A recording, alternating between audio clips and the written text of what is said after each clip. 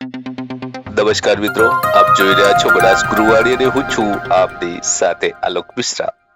ગુણોત્સવનું એક મહત્વનો જે દસ્તાવેજ ગણી શકાય એવી મુખ્ય શિક્ષકની જે લોગબુક છે એને લઈને ઘણા બધા સબસ્ક્રાઇબર મિત્રોના જેટલી કોમેન્ટો હતી, કઈ પ્રશ્નો હતા, તો આવો વિશેષ પ્રકાશ પાડીએ મુખ્ય શિક્ષકની લોગબુકને લઈને આ વિડીયોમાં. બન્યા રહેજો વિડીયોના લાસ્ટ સુધી.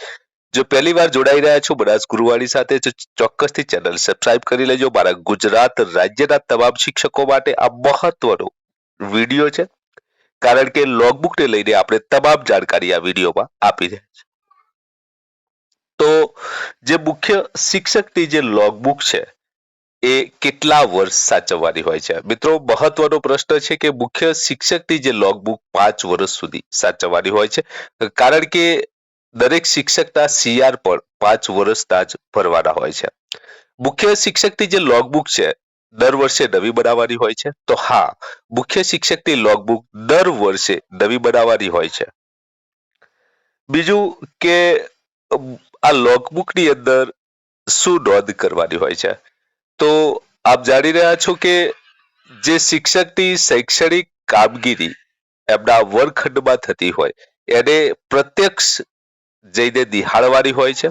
અને મુખ્ય શિક્ષકની જે દૈનિક રોજનીશી હોય છે એમાં એ તાસમાં સહી કરીને જોયું ને લખીને અને પછીના માર્ગદર્શક સૂચનો જે પોતાની લોગબુક પર લખવાના થાય છે.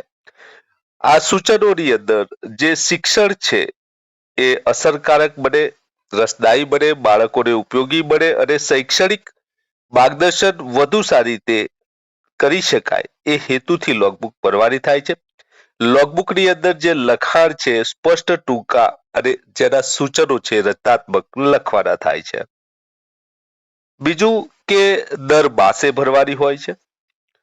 બીજો હવે પ્રશ્ન છે કે લોગબુક ક્યારે ભરવી, એનું આયોજન ક્યારે કરવું? તો મુખ્ય શિક્ષકના તાબા હેઠળના તમામ શિક્ષકોનું એક આયોજન મુખ્ય શિક્ષકે તૈયાર કરી રાખવાનું હોય છે અને એમના સમયગાળામાં એ આયોજન મુજબ આ લોગબુકમાં દરેક શિક્ષક એટલે કે વિષય શિક્ષકની પણ જે કામગીરી હોય અને જે શૈક્ષણિક બાબતોની માહિતી હોય એની અંદર નોંધ કરવાની રહે છે. શિક્ષકની દૈનિક નોંધપોથી હોય, જે તાસમાં મુખ્ય શિક્ષકે તપાસી હોય ત્યાં જઈને જોયું અને સૂચન લખી અહીંયા નોંધ કરવાની હોય છે, જેથી જ્યારે પણ આવનાર અધિકારી મુખ્ય શિક્ષકની લોગબુક માગે ત્યારે શિક્ષકની દૈનિક રોજનીશી અને લોગબુક સરખાવવામાં બંનેનો જે સામાન્ય જળવાઈ રહે અને એમાં માર્ગદર્શક સૂચનો કયા વર્ગમાં અને કયા તાસમાં આપવાના હતા એ શિક્ષકને સ્પષ્ટ ખ્યાલ આવી શકે.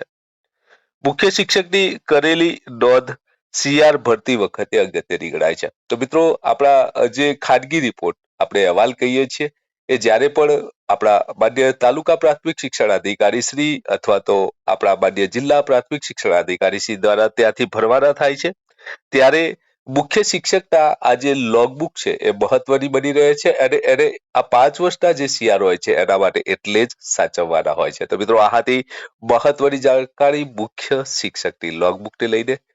છતાંય આપનો કોઈ પ્રશ્ન હોય તો જરૂરથી મારા કોમેન્ટ બોક્સમાં કરવા વિનંતી છે. ફરીથી મળીશું એક નવા વિડીયો સાથે, એક નવી માહિતી સાથે. આભાર. જય ભારત, વંદે માતરમ.